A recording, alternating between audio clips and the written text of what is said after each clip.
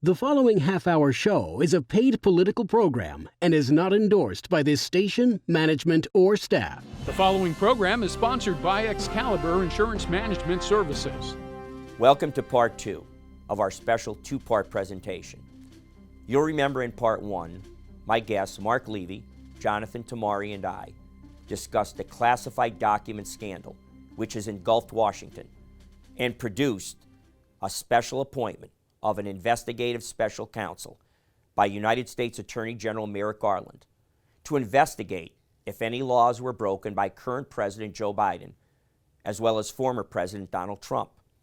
You'll remember that documents were found both at Mar-a-Lago in the case of Donald Trump as well as at the personal residence and office of current President Joe Biden. We had also discussed the history that unfolded in Washington, where 15 separate votes were required to elect Representative Kevin McCarthy as the next Speaker of the United States House of Representatives. We also discussed, you'll remember, the issues that will confront Pennsylvania Governor Josh Shapiro as he assumes the reins of state government. In this upcoming segment, Part 2, we will discuss the tenuous hold Speaker McCarthy has over his own party, which will be put to the test soon when a vote is required to increase the debt ceiling. Failure to do so could have catastrophic economic results for the United States and impact markets around the world. We will also discuss the symmetry in Pennsylvania's General Assembly's own contentious speakership election, which produced compromise Speaker Mark Rossi. However, as promised, we didn't give you the complete bios of our guests for lack of time in the last show, but we can get to that in this show. First, Jonathan Tamari, the Washington Bureau Chief for the Philadelphia Inquirer, who got his journalism degree from the prestigious Northwestern University. Early in his journalism career, he was part of the investigative team that won the Selden Award for investigative reporting. From there, Jonathan went on to report and cover the New Jersey state government as well as politics at the Capitol, which included Governor Chris Christie's 2009 gubernatorial campaign. He did this, by the way, as the beat reporter for the Philadelphia Inquirer. Then, in a change of pace, he covered the Philadelphia Eagles, which included game coverage, the NFL draft, and training camp. Jonathan then went back to politics, covering the 2016 and 2020 presidential campaigns, where he won the National Press Club's award for his coverage of Washington. Jonathan broke for the Inquirer both stories, which included U.S. Senator Pat Toomey's sudden retirement, as well as the scandal surrounding United States Senate candidate Sean Parnell, leading him to drop out of that race. Now we turn our attention to Mark Levy, a native of Colorado, graduated from Boston University with a journalism degree, and then went to work for the Associated Press. In that capacity, he covered the administrations of 3 governors as well as 5 campaigns for United States Senate. Mark also served as an international reporter for the AP, covering the Civil War in Cambodia, wherein the Khmer Rouge, which was the name given to members of the Communist Party of Kampuchea, CPK, which was the regime that ruled Cambodia. The CPK supported the NVA and the Viet Cong during the Vietnam War. The CPK was supported and funded by the Chinese Communist government. The CPK was finally defeated in a civil uprising and largely dissolved in 1999. In 2014, 2 of CPK's leaders were jailed for life when a United Nations tribunal found them guilty of crimes against humanity for their roles in a genocide campaign during their reign. As you can see, both guests bring a lot of experience and accomplishment to their roles, and we're very fortunate to have had them to appear in these 2 shows. This is the Volpe Report, a weekly news and political interview show examining the latest local, state, and national issues with Chuck Volpe. Insightful, informative, controversial, the area's premier political talk show, the Volpe Report. Well, welcome back, although in fact you're still in the studio. This is just part 2, although our audience is seeing you a Sunday hence. again, in my lifetime, I can't remember. It's amazing how many times. I'm 62 years old, guys, so it's not like I'm a spring chicken anymore. I told you I ran for governor 30 years ago, half a lifetime ago. But again, not in my lifetime have I seen the circus in 15 votes that it took to get Kevin McCarthy to become Speaker of the House of Representatives. And I think we all, obviously, my audience knows, and they see TV news, they obviously on the internet, and what they read in newspapers that you guys write for. They know some of the fact that you had effectively a rogue group of Republicans, we'll call them far-right Republicans, which were kind of holding up and holding hostage the process of Kevin McCarthy becoming Speaker. You know, the $64,000 question becomes, what did he give up? What concessions were made? And obviously there's a lot of speculation on that. I would consider both of you experts to talk about that due to your sources and things we don't have access to. So first you, Jonathan, you know, kind of, and you can talk as long as necessary. What happened? What happened? How's that for a direct question from a lawyer? What happened? Well, look, I mean, you said that you can't recall in your lifetime. This hasn't happened. I mean, it had been more than 100 years, or exactly 100 years, since it took more than one vote to get a Speaker of the House. And it's not just choosing the leadership. Everything in the House had to wait until they had a Speaker decided. Even the new members could not be sworn into their new terms. They were not officially members of Congress yet until they finally resolved that impasse. I think what you saw is that Kevin McCarthy, you know, he's worked a long time to be the Speaker. He's gone through a lot of different iterations of his political philosophy and his political personality, might be a polite way to put it. And there was some distrust from people on the right of him and whether they could really trust him to be as conservative as they would like him to be and to steer the House in a more rightward direction. What he gave up, we're actually still learning some of the details of it. We don't know if all of that has actually become public at this point. We do know that a number of his opponents were granted some very powerful committee positions, which can really shape the legislation that ultimately gets to the floor of the House. Scott Perry of Pennsylvania from York County is on the Oversight Committee, which does a lot of the investigations. He's the leader of the Freedom Caucus, which is the most far-right faction in Congress. There are others who've gotten appointments to the Rules Committee, which kind of determines really the shape of bills before they get to the floor. So one of those quiet things that, you know, you don't learn about in school, but is extremely influential here in Washington, D.C. And another big concession he had to make is that any one member can call to vacate the speakership and force a vote, which basically means any one person can kind of hold McCarthy hostage with his job and say, well, we don't really like the direction you're going on this particular bill or this particular week or on this particular day. We're going to grind everything to a halt and force a vote to see if you keep your job or not, and kind of repeat the process that we just saw. So he gave up a lot of power to people who opposed him. He made himself very vulnerable as the House Speaker. And it raises the question of how much he's going to be able to steer legislation through the House. I mean, one of the realities of Congress is that there's a lot of factions. A lot of people may like bits and pieces of a certain bill, but be opposed to other parts of it. And speakers, you know, if they want to show that their party can govern, they've got to get certain basic bills through the House, through the chamber.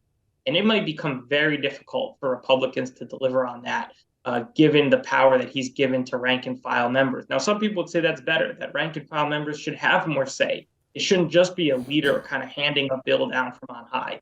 But, you know, we're going to see in the coming weeks, we believe, an issue here with the debt ceiling that will need to be raised in order to avoid a default on U.S. debt. And that's really going to be the first test of McCarthy as Speaker and all these concessions he gave and how much power he's really given up.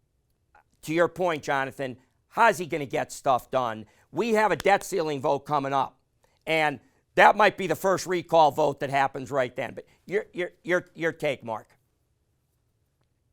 You know, I've only been really reading the coverage of this, so I sort of have to kind of be a spectator, like most other Americans to this. But you know, I'd have to flip it to John. But if memory serves, John Boehner, the former House Republican Speaker, also labored under some of these restrictive rules, and it was difficult for him. John, am I putting you on the spot too much on that? If I recall right, I think that his was actually not even as restrictive as this, and he still kind of ran into the same problem of people on the right being displeased with him and basically trying to oust him and undercutting his power. And I think that they have, even under these new rules, I believe they'll have even more authority than they had under Boehner. Right. Well, you get to the issue of substantive legislation, as you've talked about, Jonathan. So, we've seen this fiasco from the Democratic side in a group called the Squad. And, the Ocasio-Cortez effectively, at any rate, that infrastructure, $1.2 trillion infrastructure bill that was passed, was 8 months late. And the reason was the Democrats, who had control then, because at that point, Manchin and Sinema were on board in the U.S. Senate, and they had agreed in principle on that infrastructure bill. But they basically held it up. The Democratic caucus in the House held it up because they wanted things, mostly green energy items, put in that weren't in there. And eventually they compromised it, and eventually the president signed it into law. But, and then we can go back a couple terms, back to the original Freedom Caucus. Congressman Trey Gowdy, I know, is a name that both of you obviously know well. And they shanghaied when there was unified control for the Republicans. He had the same effect. So a little bit talk to that, Jonathan. Yeah, I think when we go back to that infrastructure bill, as I recall, I think honestly Joe Manchin and Sinema Manchin was not on the infrastructure bill, on the what was originally called the Build Back Better and later became the Inflation Reduction Act. I think that Manchin was actually more of a roadblock on that one longer into the process. What's interesting. Both parties, clearly they do have their far left, far right flanks. The left flank, though, has been more willing to fight for what they want, and then at a certain point say, okay, you know what? We've gotten as much as we're going to get. This is the deal that can get through both chambers of Congress, and they've eventually fallen in line and accepted the compromise. We have not seen that on the right wing of the Republican Party. There are much more, and partly it's just the different philosophies of government. Republicans believe in less government, so they're more content to see bills fail and just not go anywhere. And so that's, again, where the challenge is for McCarthy, where Speaker Pelosi was able to get, both her center and far left on the same page eventually. We've seen the far right just refuse to compromise and let things fail because they just have a different philosophy about it. And from what I've read in your newspaper and the New York Times, one final comment, it appears that far-right group that held up the speakership of Kevin McCarthy has been unequivocal that they don't think the debt ceiling should be raised. That would be catastrophic in economic markets, and I won't get into all that. That's a whole nother show. At any rate, we'll be right back, guys, and I'm going to turn to you, Mark, because believe it or not, as much as we've had a circus in the federal government, we've had one in Harrisburg. It's hard to believe in Pennsylvania we're blessed to have such news-breaking and almost comedy, to talk about. We'll be right back after this message. Every week, Chuck Volpe shares his perspective on Pennsylvania issues in the news and on your mind. From new laws being introduced in Harrisburg and Washington to government spending and even local controversies, hear how they affect us in Northeast and Central Pennsylvania. Catch Volpe's views every Tuesday on the Fox 56 News, first at 10. Welcome back, guys.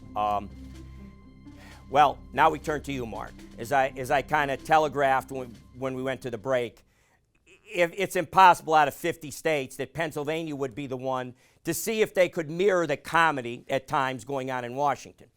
And right here in Pennsylvania, I mentioned to you both off the air that a week before we took our Christmas break of the show, I had Joanna McClinton on, the majority leader of the Democratic Party in the House of Representatives of Pennsylvania.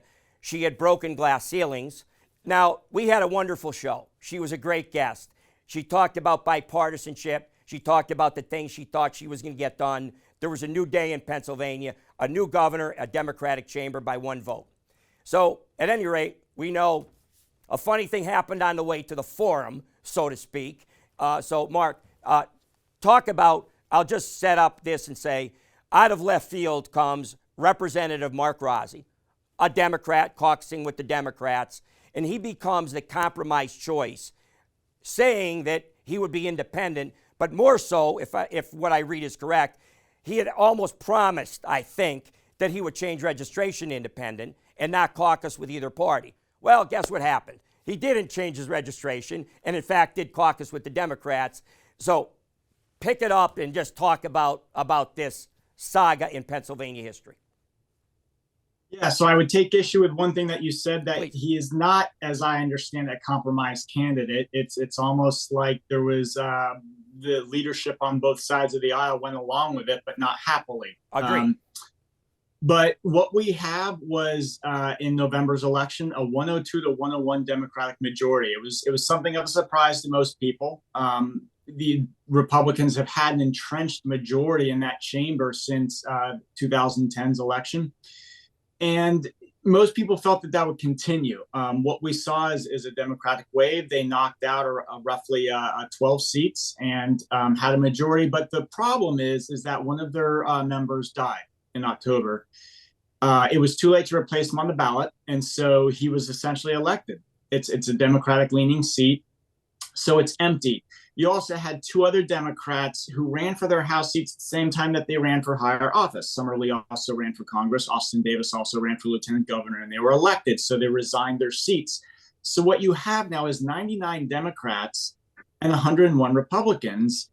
And to elect the speaker, you have to have a floor vote. Well, there's more Republicans than Democrats, although Democrats nominally won the majority. So you have this very strange position where both sides were seeking other members of the aisle to flip, or at least just vote along with them to change sides, at least for one vote on the speaker vote. Republicans were canvassing Democrats behind closed doors to see if somebody would, declare themselves an independent and run for speaker and possibly get some Republican votes and Democrat votes, enough for a majority to become speaker. Speaker is a very powerful position. You appoint people to committees. You have say on where bills go. You set special elections to fill an open seat. It's, people can't be seated without the imprimatur of the speaker. So it's a powerful position. Democrats so far, though, have one thing going for them, and that is that the courts have agreed with them that February 7th should be the date for the special elections to fill those 3 seats. Republicans contested it. I won't get into the details, but so when we get to February 8th or thereafter, Democrats, in theory, should have 102 seats if they win those 3 districts, which are all Democratic-leaning districts in the special election. But without a speaker, without the ability to delay House business until after February 7th, Mark Rossi stepped up and took the Republican invitation to present himself as the speaker. And Democrats went along with it. They may have seen it as, their least worst choice in the matter. And so they were able to vote him in with about 14, maybe 16 Republicans. And this happened spontaneously on the floor of the state House on January 3rd, which is the first day of the legislative session when the House normally comes in. They vote for new rules for the 2-year session, and they vote for a speaker. So Mark Rossi, according to Republicans, he's a Democrat from Berks County. He promised them that he would switch his registration to independent and that he would not caucus with Democrats. To this point, I'm not aware that he has caucused with Democrats, but he has not switched his registration. Democrats say he has told them that he will remain a Democrat. He's not talking publicly about what he told people privately or what he plans to do. And so the chamber is now paralyzed by this fight for control. It remains to be seen whether Republicans will take the court case to the Supreme Court, the state Supreme Court, to see if they can put off the special elections and maintain their temporary majority a little bit longer. It also remains to be seen whether Mark Rossi can last as speaker.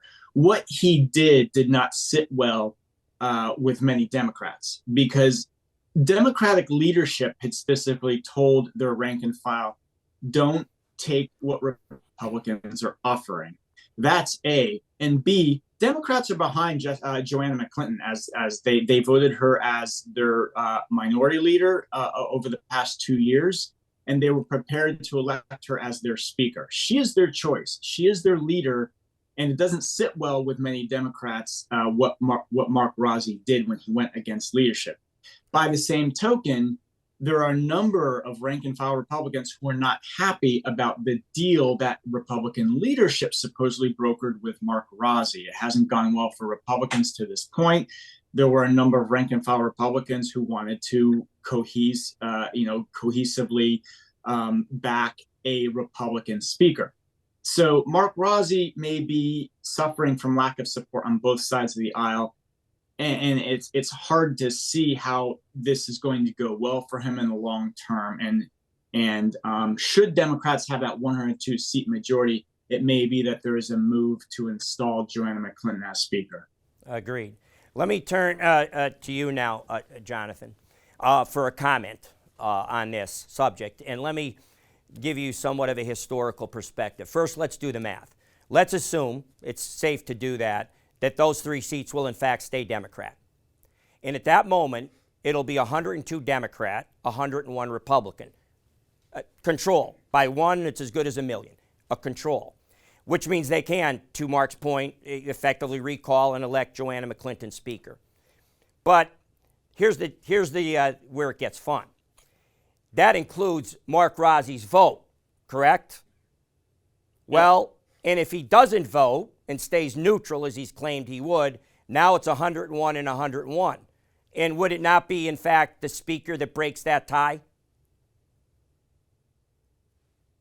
Mark might know that better than I do. I don't know the exact rules. I think that's the case. But Mark, I'll defer, to your knowledge. But so let me just throw out a hypothetical to you, Jonathan, and then we'll go back to Mark. Let's assume he likes that palatial office. He likes that power. And he goes back to the Republicans who aren't happy with him right now completely. But he'll clearly be a better choice in their view than Joanna McClinton will be, and say, you'll have all 101 of our votes, Brian Cutler tells him. And you just have to re-vote for yourself and you stay the Speaker. First of all, your comment on that.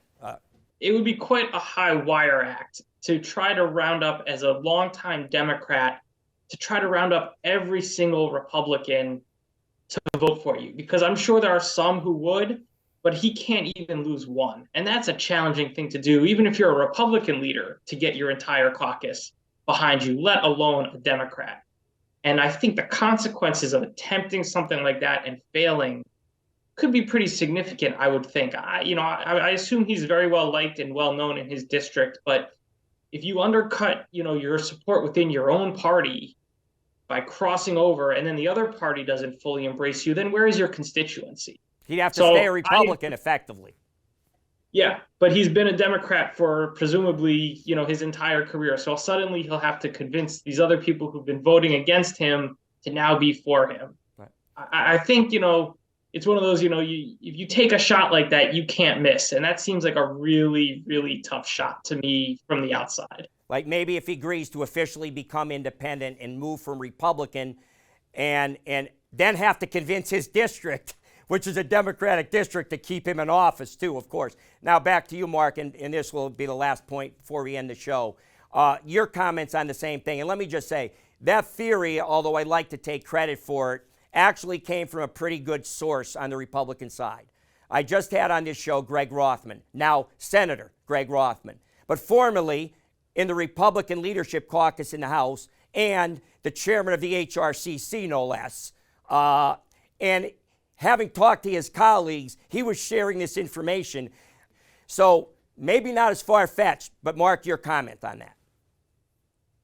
Yeah, nobody really knows what's going to happen here or what deals have been made behind closed doors. Nobody knew what was going to happen on January 3rd, not least of, members of both leaderships on either sides of the aisle.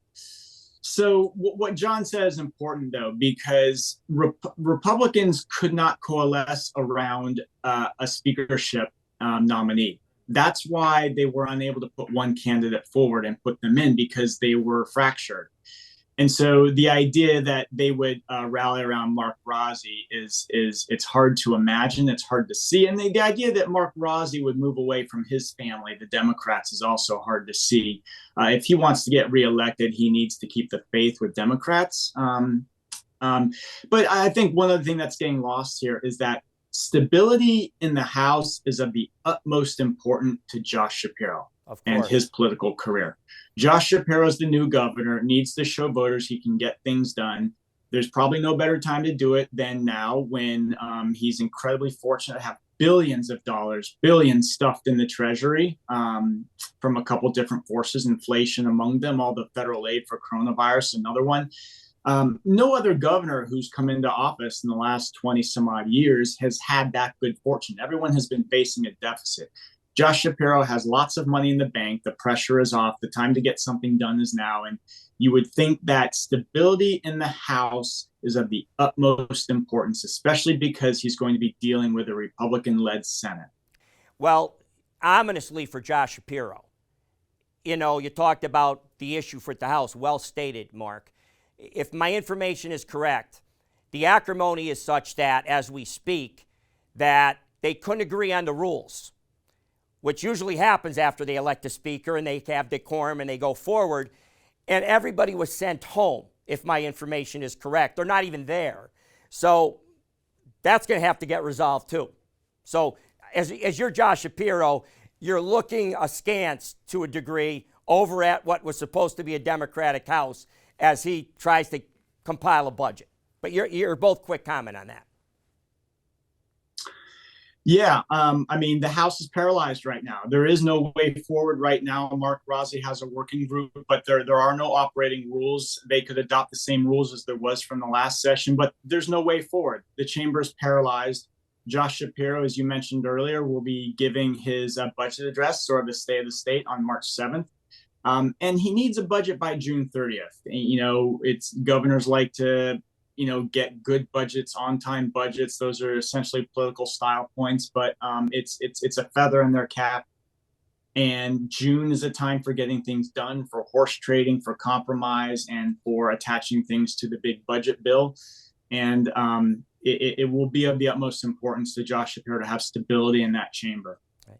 And one quick final comment from you, Jonathan, switching federal to a federal gear. We left off last episode with the debt ceiling looms, and that's coming up quickly. How do you think that gets resolved? It's all speculation, I understand. It's all speculation. As we record here, look, I mean, there's going to be a lot of pressure on the House to come up with a deal, and it's going to be a real test of the first test of Joe Biden under a divided government. He's had both chambers for the first 2 years of his presidency.